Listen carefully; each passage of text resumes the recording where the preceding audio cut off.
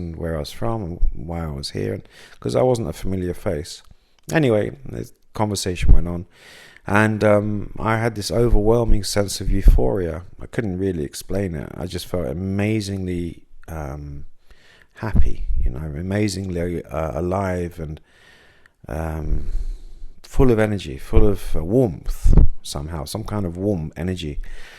And this carried on, and I was smiling and beaming, and I was grinning, and one of them mentioned that my face looked very light, and I just thought, well, look, this is because of our difference in skin color. But actually, I didn't realize until we left the masjid what he really meant. And me and Hassan, we walked to my car, which was no more than 200 yards away, and there was not very good street lighting around the park area where the mosque is adjacent. And we walked to my car, and as we got to the car, I turned around to my friend Hassan, and he was standing there trembling and crying his eyes out and really weeping. And this is a guy I've grown up with, a guy that is a really tough guy. He's not the sort of guy that I would expect to see doing this, and something had really reduced him to tears. And I had to hold him. I had to steady him against the car and ask him what the problem was. And he said that your face is so light, it's like it's in the headlamp of a car on full beam. And this kind of made sense. I just felt incredible. I felt weightless. I felt light. I felt euphoric. Couldn't stop smiling. My face was just one big smile from ear to ear. And there was this light on my face. I checked it out in the mirror inside the car, and this light was really bright. And eventually it faded after about half an hour. But after that point in time, I no longer felt the same about life. I no longer felt the same about hedonism and pursuing pleasures in life, the types of things that people do when they're not guided by faith. Everything's about this minute, this pleasure this minute, this thing I want this minute. I was never greedy. I was never into money, although I worked in investment banks largely because I wanted a career that was very cerebral, something that stretched my mind. But really, I knew these things would never bring me happiness or pleasure, and they hadn't done so far. There was no potential really for them to do so in the future. But this one thing that happened to me completely changed the way I felt about life, and I felt amazing. And without really giving too much detail, I knew what amazing felt like in terms of chemical substances that were artificially ingested. But this was natural. This was something beautiful. Well, it was really beautiful. And my heart was turned. My heart was completely turned over. 3 weeks passed.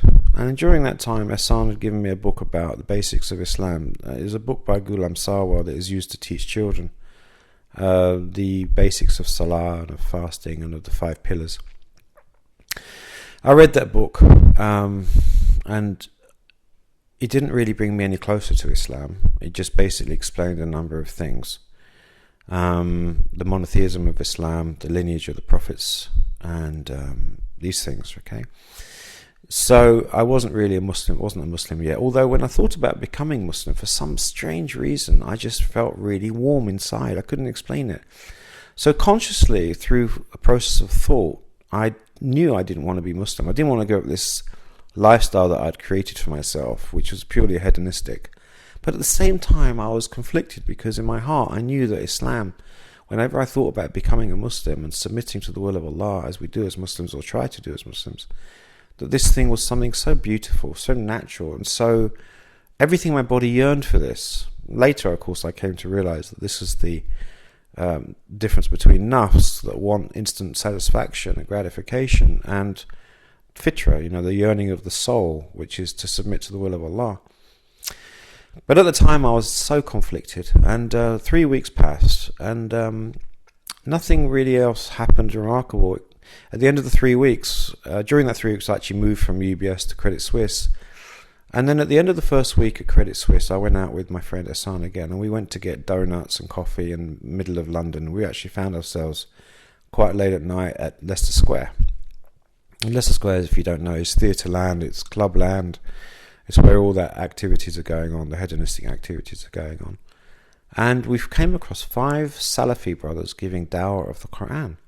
And they were giving dawah of the Quran to do with, verses in the Quran that link to science and cosmology and embryology and all of these amazing things, subhanAllah, that Allah's put in the Quran for doubting Thomases like me, who basically may have some minimal scientific knowledge that they attribute importance to, but they can therefore dovetail into the Quran and link into verses in the Quran that clearly show that these verses couldn't have been from a man, Prophet Muhammad some 1400 years ago, unless they were given to him by Allah.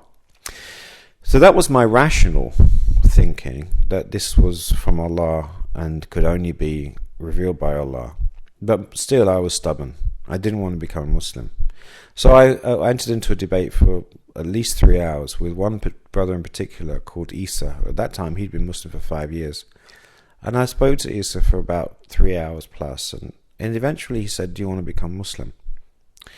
So I said, I don't want to become Muslim. I don't want to give up my lifestyle, even though I know Islam is the truth. And I think, to be honest, looking back now, this is the nature of being a kafir. Kafir is not the same thing as a non-Muslim. So this audio piece is an opportunity to reiterate this to my